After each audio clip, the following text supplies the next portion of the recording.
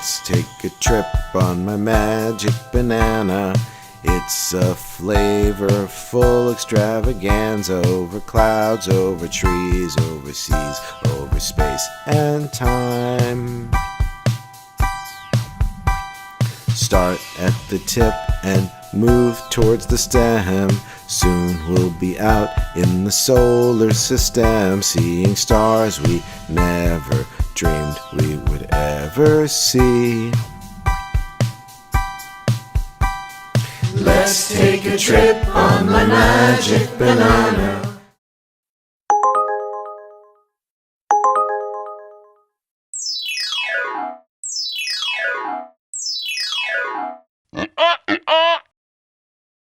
Are you Chris?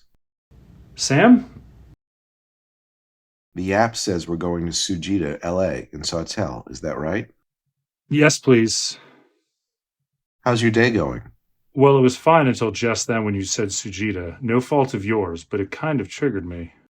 What triggered you? The way I said it? Oh, no, nothing like that. It's just, I had a weird experience the last time I went there that I apparently blocked out until just now. It's my go-to Friday after work thing, but I guess I've just been so busy I forgot. Why? What happened? It's nothing serious, just awkward. I walked up and put my name on the list, and then I heard someone say, "Chris?" So I looked up, and it was this guy I know from work. Well, I know him from work, but not really. He works for the same company in a different office, but sometimes we have cross-functional team meetings together. Okay, so what happened then?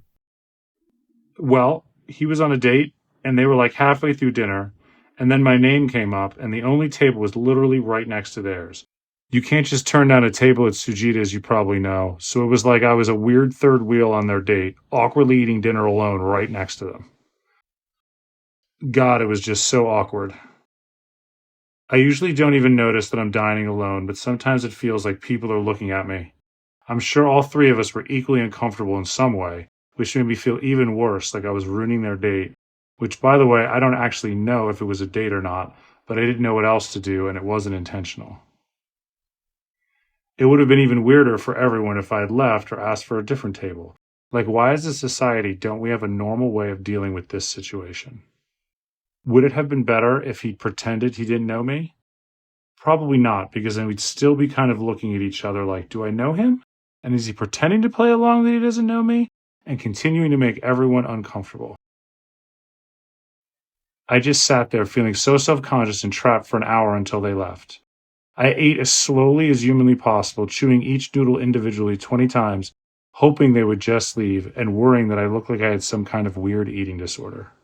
Plus, that's when all of the awkwardness of eating alone managed to hit all of a sudden, and I started worrying that I was ruining their date again just by existing. And how do you force yourself not to eavesdrop on the table next to you when you're all alone and they know that? I know maybe I should just never go back there. Maybe I should stick to the annex across the street. Nobody goes on dates to the annex. That must have felt stressful. You know, it's funny. I've always felt like eating out alone is like a performance. Like no matter how normal you think you look, someone's watching, creating their own little story about you. Oh, he must have been stood up, or he probably doesn't have anyone to eat with. It's ridiculous, right? But it gets in your head. You wonder what they see. Is it me sitting here, just trying to enjoy a bowl of ramen? Or is it some version of me that only exists in their imagination? Not last week's scenario, but there are other times when you run into people who actually know you, who really know you, or I guess used to. They see you and it's like they're looking at a ghost. Like they remember a Chris from 10 years ago, and that's all they see. Not this version of me, not the version sitting here right now. It's like all these little moments, these dinners, these run-ins, these weird, awkward silences, they all get frozen in time, filed away in someone's memory. But what do those memories even mean? Are they the truth? Or are they just stories we tell ourselves about each other, about ourselves? You mean temporal distance, the way your life in their eyes serves as a reflection of how different life choices lead to different destinations, both of which can somehow be Sujita, LA. Yeah, exactly. It's like every time you see someone you used to know, you're looking into some alternate timeline. A version of your life that could have been if you'd made different choices, if you'd stayed close. Like, I see this guy from work on his maybe date at Sujita, and suddenly I'm thinking, what would my life look like if I were sitting across from someone instead of eating alone? It's not even jealousy, really. It's more like curiosity. Like, am I missing out? Did I make the wrong turn somewhere? Or worse, did I just stop making turns altogether? It's this weird loop of what if, and you know it doesn't matter, but it feels like it matters. And then you wonder if they're looking at you the same way. Not like, oh, there's Chris, but there's where I could have been if things had gone differently. Like you're a walking reminder of every door they didn't open. So there we are, me, him, and his date. 3 strangers pretending we're not connected by all these invisible threads, all these roads we didn't take, and it's just a lot for a bowl of sukumen, you know? I understand. Yeah, it felt like Facebook, but in real life. What do you mean? Do you remember when Facebook was new? Kind of. Why? Like when you first joined it, it made you feel like you were a part of something bigger. At least that's how it made me feel. This social experiment made me feel connected. Like I wasn't just lonely old Chris the lone wolf anymore. I had this long history of everyone I ever knew, and now they were instantly my gang. And people could see how they were connected to other people through me, and they were impressed. All these people I hadn't spoken to in decades. Coworkers, classmates, neighbors, verifying all of my memories that I'd questioned over time. It felt like a second chance to repair every last friendship that I'd ever let slip away. And then over time it changed. It became about ads and algorithms and influencers and, well, just garbage, just digital garbage. All of the junk you'd see on network television just transplanted itself to a new medium like a cancer. I didn't want to lose all the connections I'd made because I guess I kept hoping it would somehow return to feeling alive again. But you know the real problem with social media? After a while, people just stop participating. The regular folks, the ones who joined just to share a little piece of their lives, they all gave up. And what's left? The ones who treat it like a stage, the influencers, the wannabe TV hosts. It's their world now because they never stop performing. And I get it. Most people see that and think, why even bother? I can't compete with all that. So they just disappear. They go quiet. And what's left isn't a conversation anymore, it's a broadcast. One-sided, loud, and shallow. It's the same thing with democracy, isn't it? People get tired of trying because they think their voice doesn't matter. And the ones who keep showing up, they're the loudest, not the smartest. And you know what else? Social media, it's like holding a mirror up to yourself.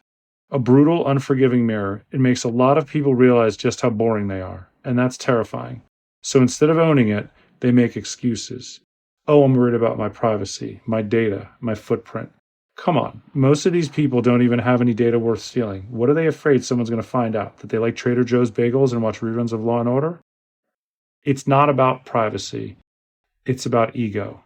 Nobody wants to face the fact that they're ordinary, that maybe they don't have something profound or entertaining to say every day. So they log off and tell themselves they're protecting their information, when really they're just running from that mirror.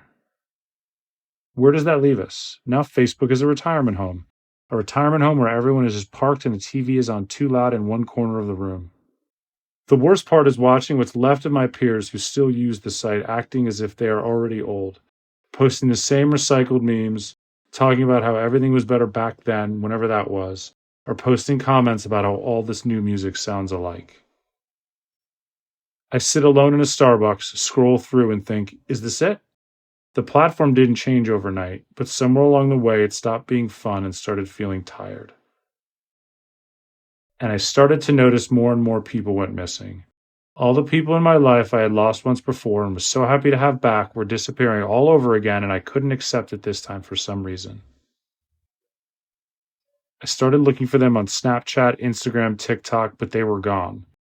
I don't believe for a second that they all just vanished completely from social media, but where did they go? As I scrolled through all these new platforms, I saw they were already full of brands and influencers selling more junk, not offering any real human connection. I tried so many times to deactivate my account, sometimes even for a year, but in the end I stayed. I stayed because it was the only place where I still existed, the only way anyone would ever remember my birthday or my comments and likes that became our shared memories. But now, when I'm there, scrolling, it's just me, alone in the feed. All those people I used to talk to, laugh with, cry with, now they're just pictures, words on a screen, a story I keep telling myself about what we used to be. Were those connections ever real, or was I just fooling myself? Was I projecting meaning onto a bunch of posts and emojis? Did they ever care about me, or was I just another meaningless notification? I hate to admit this, but I think none of it was real. All those connections I was afraid to lose again, they were already gone. They were never really there, were they? Just echoes. Faces and names floating around in my subconscious, playing roles in a story I'd made up about my life. And now I'm left here, clinging to these imaginary memories, pretending that staying in this digital graveyard somehow makes me less alone, but it doesn't. It just makes me feel pathetic. Facebook made me forget that for a while, and I'm not sure if I'm happy about that or sad that it may have robbed me of a few years of life. So, the annex then? No, I think I'll take my chances at the usual.